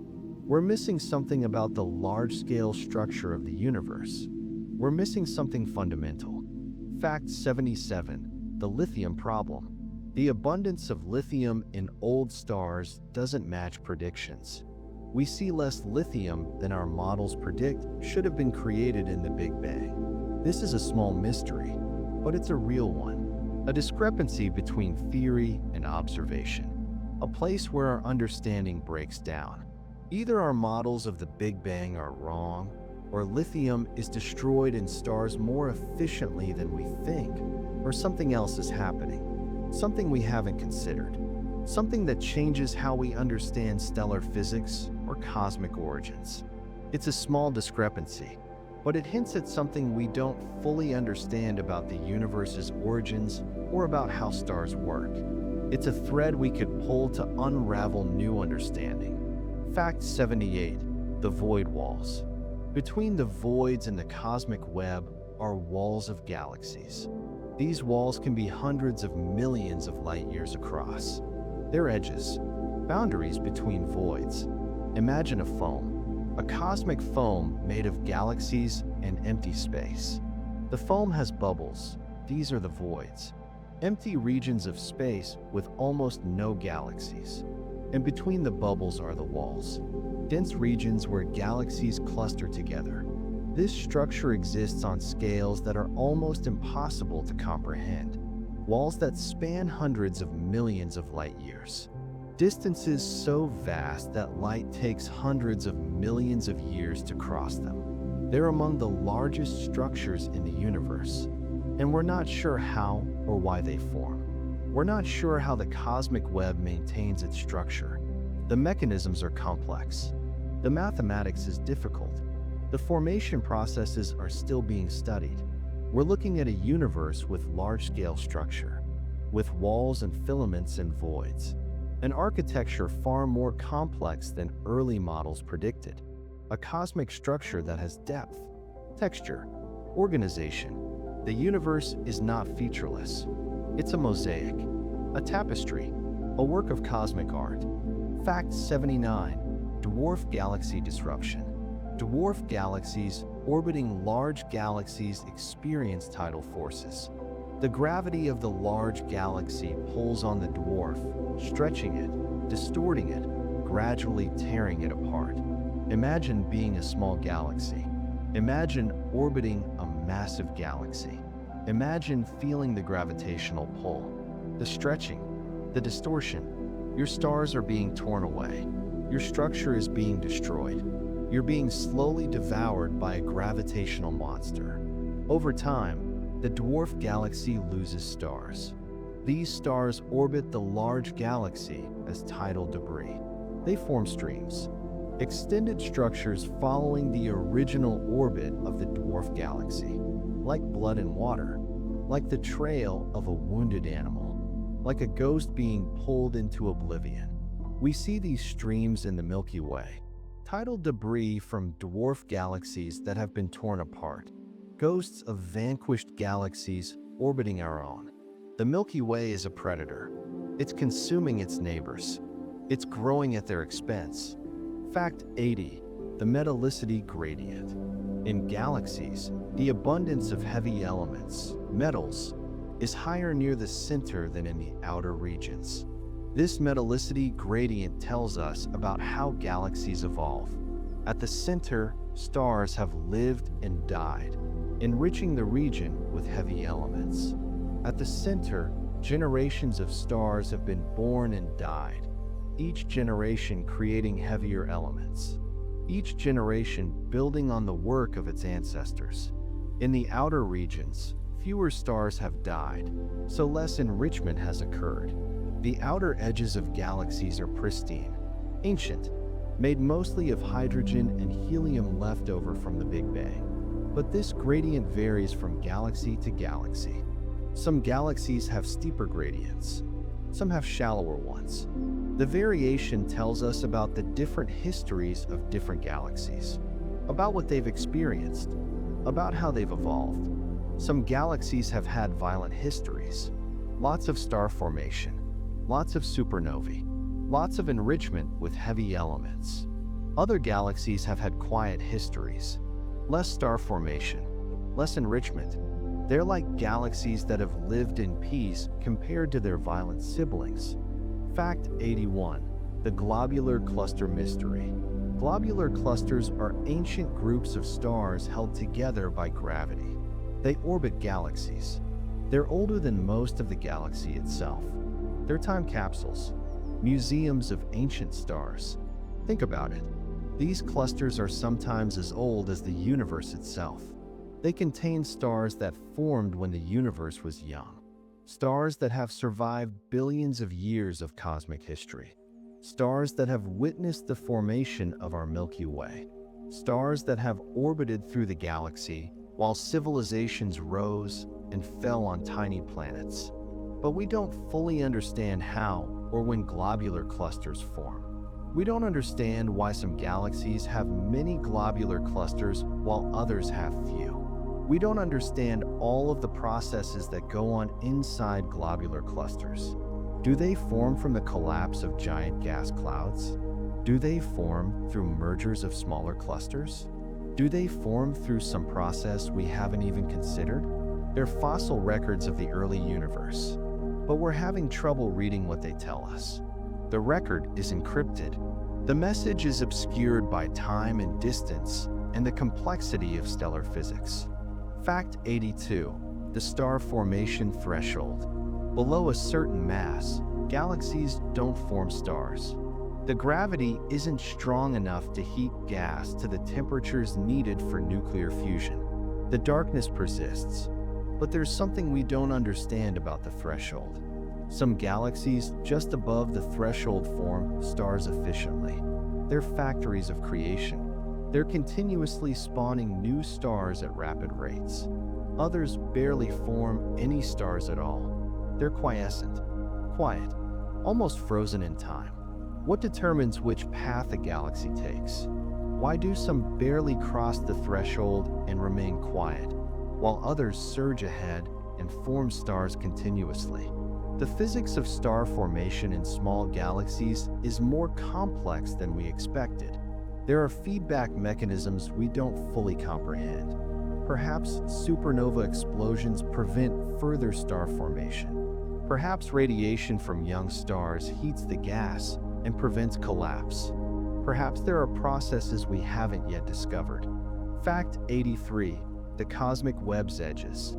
At the edges of the cosmic web, where filaments meet voids, there are boundaries, transitions. The structure isn't smooth. It has sharp edges in some places, sharp boundaries between order and emptiness, between structure and void. These edges are regions of transition, of complexity, of processes we don't fully understand. They're like the shorelines of cosmic oceans, where something meets nothing, where structure suddenly gives way to emptiness. What happens at these boundaries? What physics governs these transitions? How do galaxies behave at the edges? Do they flow along the filaments? Do they fall into voids? Do they cluster at the boundaries?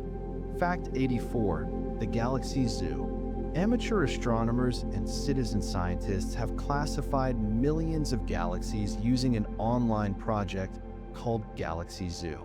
They've identified patterns in galaxy structure that professional astronomers missed. They've seen what professional eyes overlooked.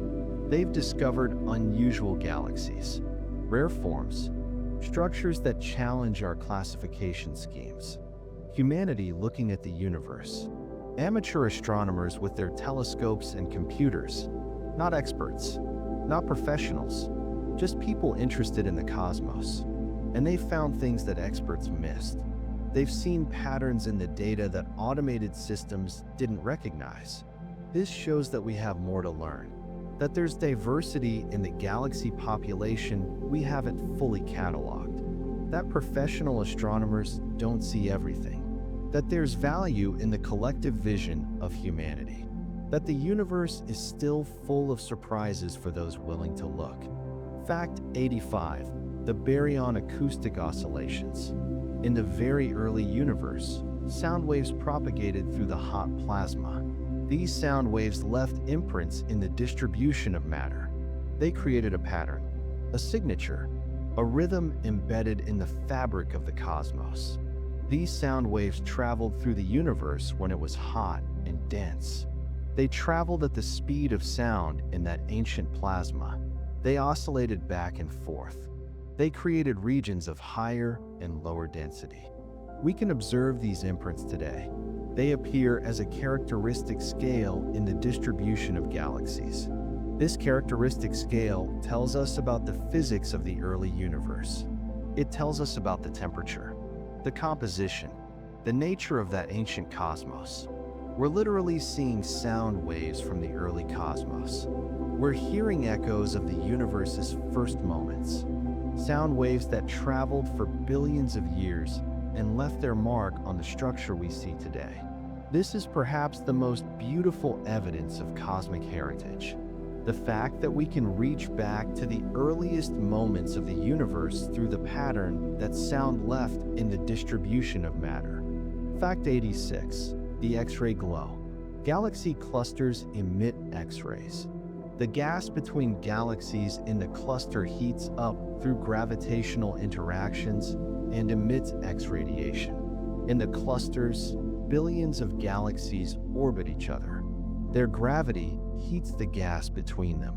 The gas becomes so hot that it emits X-rays, invisible to our eyes, but visible to specialized instruments.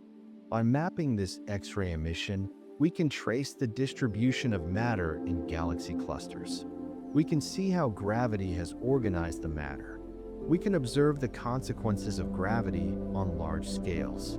We can see the invisible architecture holding the cluster together.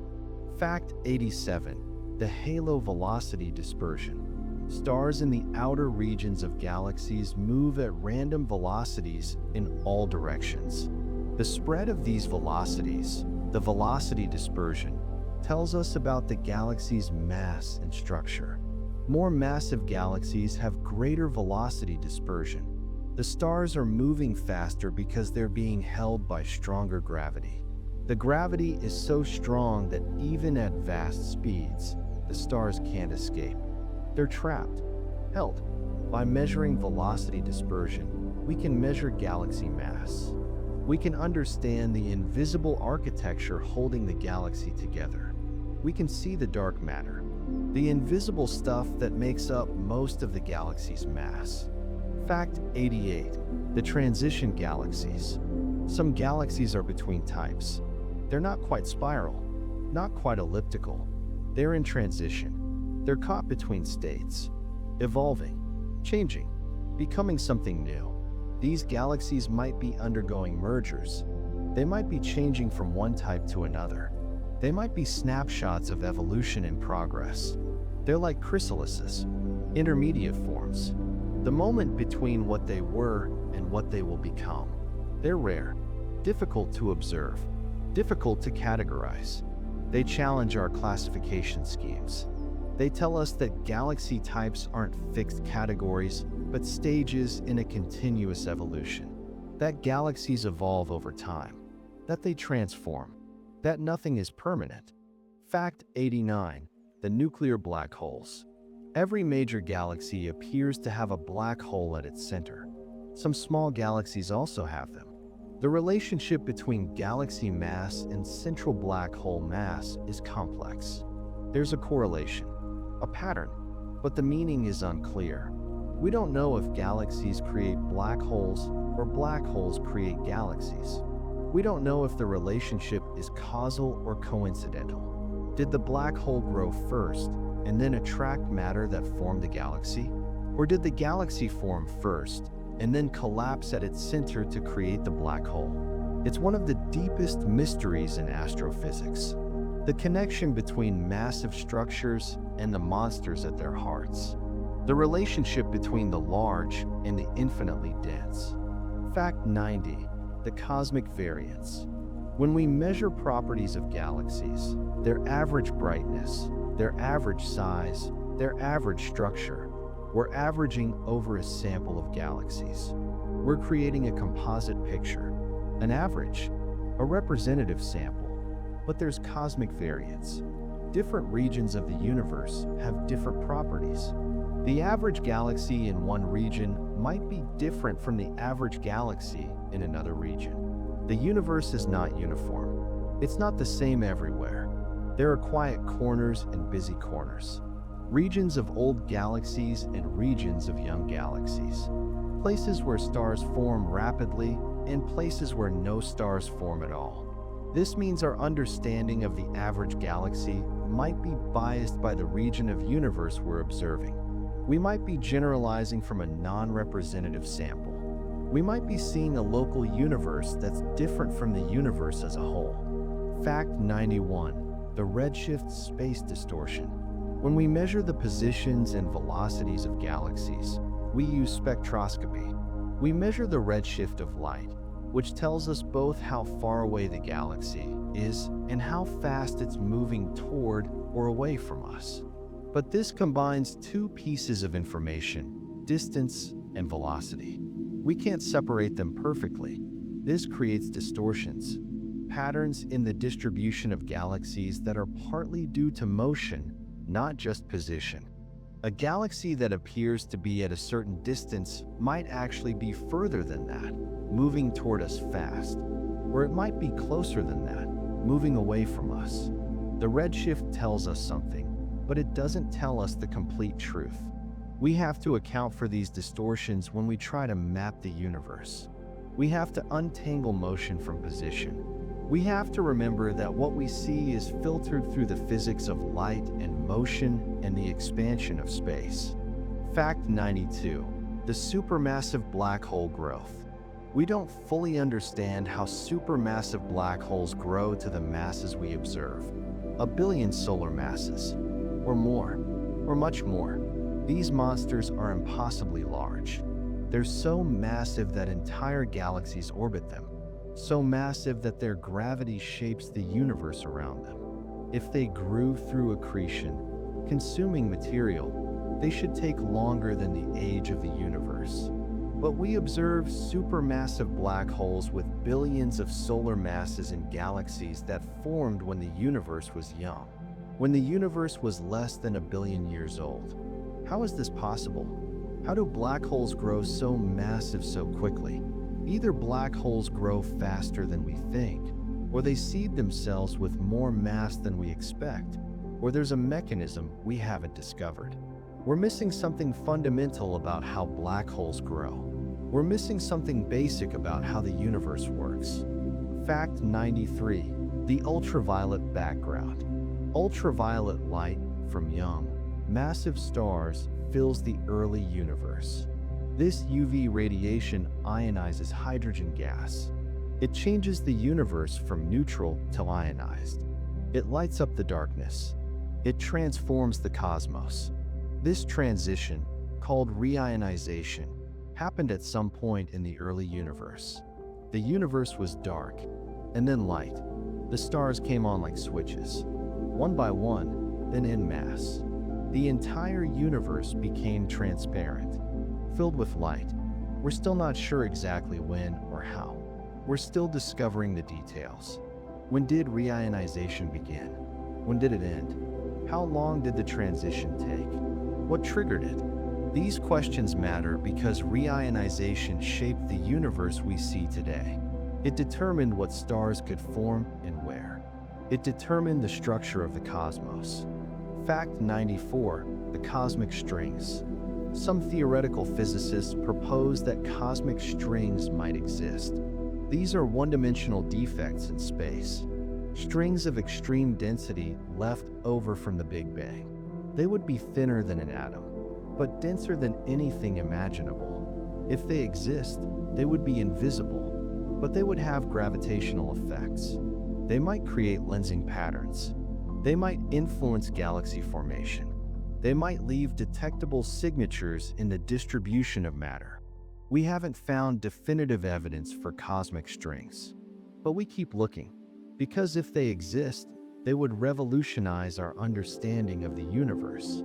They would show us that the Big Bang created structures we never imagined, that the very fabric of space has defects, scars, remnants of creation. Fact 95, the galaxy inclination. Galaxies are oriented in all different directions in space. Some are face-on, presenting their full structure to our view. Some are edge-on, showing only a thin profile. Some are tilted at angles that give partial glimpses of their structure. This orientation affects how we observe galaxies. It affects the apparent brightness, the apparent size, the apparent structure. A galaxy that looks faint might be faint because of its orientation, or it might be intrinsically bright but pointing away from us. We have to correct for these orientation effects when we try to understand galaxies. We have to imagine what we'd see if we were viewing each galaxy from a different angle. We have to account for the fact that our view is limited, that we're seeing galaxies from one particular vantage point in the universe. Fact 96, the cosmic seed problem. In the early universe, matter was almost perfectly uniform. Galaxies shouldn't have formed. Gravity should have remained balanced. The universe should have stayed homogeneous. The structure shouldn't have existed, but there were tiny variations, tiny quantum fluctuations in the density of matter. These tiny variations were amplified by gravity over billions of years, eventually leading to the structure we see today. Tiny seeds grew into galaxies. Quantum whispers grew into cosmic roars. These fluctuations came from quantum mechanics, from the uncertainty principle, from the fundamental randomness of the quantum world amplified to cosmic scales. But we don't fully understand the amplification process. We don't fully understand the initial conditions. We don't know exactly how these quantum fluctuations were seeded. The cosmic seed problem remains one of the deepest mysteries in cosmology. How did randomness become structure? How did chaos become galaxies? Fact 97, the morphology-density relation. Elliptical galaxies are more common in dense regions of the universe, in galaxy clusters. Spiral galaxies are more common in less dense regions. This is a pattern, a relationship, a hint at the processes that shape galaxies. Environment matters. Where a galaxy lives determines what it becomes. Why? We have theories. Galaxy interactions in dense regions might transform spirals into ellipticals, but the exact mechanism isn't completely understood. What causes the transformation? What triggers it? How does a spiral become an elliptical? The shape of a galaxy depends on its environment. Galaxies aren't isolated. Their structure is influenced by their surroundings. Destiny is determined by context. What you become depends on where you are. Fact 98. The cosmic flow. Galaxies aren't just being pulled apart by dark energy. They're also flowing through space, falling toward regions of higher matter density, drifting, moving, migrating through the cosmos. This cosmic flow creates patterns in the velocity distribution of galaxies. We can observe this flow. We can trace it. But the exact sources of the flow, the gravitational attractors pulling galaxies, remain mysterious. The Great Attractor is one such source, a massive concentration of matter pulling galaxies toward it. But there might be others. Massive structures we haven't yet discovered. Cosmic architecture we haven't yet mapped.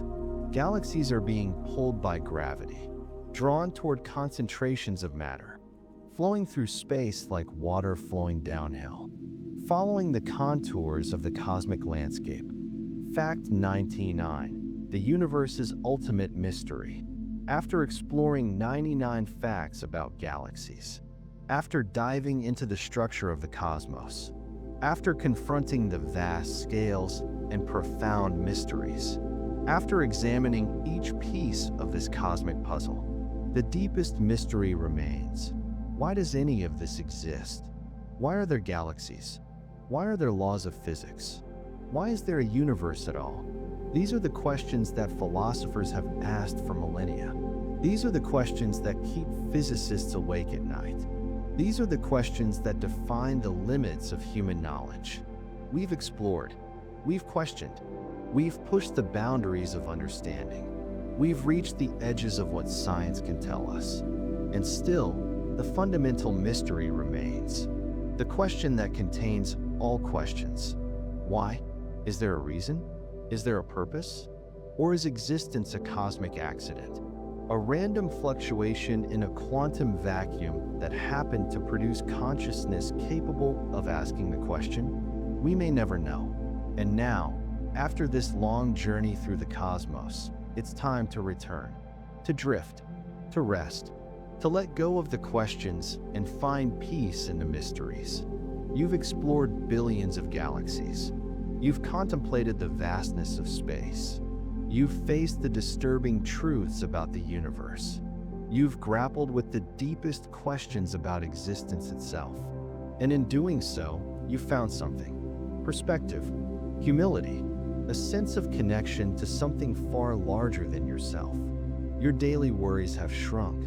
They've become tiny, insignificant against the backdrop of billions of galaxies. Your anxieties have faded. They've dissipated like morning mist. Your place in the universe has become clear. You are small, but you are also eternal. You are made of stardust. You are the universe knowing itself. You are not separate from the cosmos.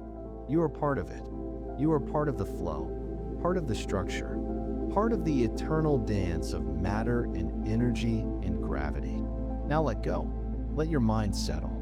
Let your body rest. The cosmos will continue without you. The galaxies will continue their dance. The universe will continue its expansion. Stars will be born and die. Galaxies will merge. New structures will form. But right now, in this moment, you can rest. You can trust that you're safe, that you're home, that you're exactly where you need to be. You are cradled in the arms of the cosmos. You are held by gravity. You are embraced by space itself. Your breathing is slow. Your muscles are heavy. Your thoughts are quieting. Your mind is settling into a state of peaceful receptivity. The darkness is comfortable. The night is your friend. The night is the default state of the universe. Most of space is dark. Most of time has been dark. And in that darkness is peace. Close your eyes if you haven't already. Let yourself drift. The stars are watching over you. The galaxies are humming their ancient songs. The universe is rocking you to sleep. Sleep now. Rest now. The cosmos is holding you. The gravity that holds galaxies together is also holding you to the earth. You are not separate from these forces. You are part of them. Drift. Drift deeper. Deeper into darkness. Deeper into peace. Deeper into sleep. The final journey of this night, the final exploration, the journey inward, toward rest, toward dreams, toward the peaceful oblivion of sleep. End of part 3. You have completed the journey through 99 disturbing facts about the galaxies. You've explored the vast cosmos. You've confronted its mysteries. You've found peace in its immensity. The facts are facts, but they are also poetry. They are also philosophy. They are also a path toward understanding, toward connection, toward peace. Sleep well. Dream of galaxies. Dream of the infinite structures of space. Dream of creation. Dream of collapse. Dream of the eternal dance. Wake knowing you're part of something infinite. You're made of the same matter as the stars. You're bound by the same gravity. You're part of the same universe that has been evolving for billions of years. The universe is home, and you are home in it. Safe, complete, connected to everything that has ever existed or ever will exist. Rest now. The journey is complete, but also the journey continues. Always, forever, in the exploration of consciousness, in the contemplation of mystery, in the recognition that we are both infinitesimally small and infinitely large. You are the universe experiencing itself, and that is enough. Sleep.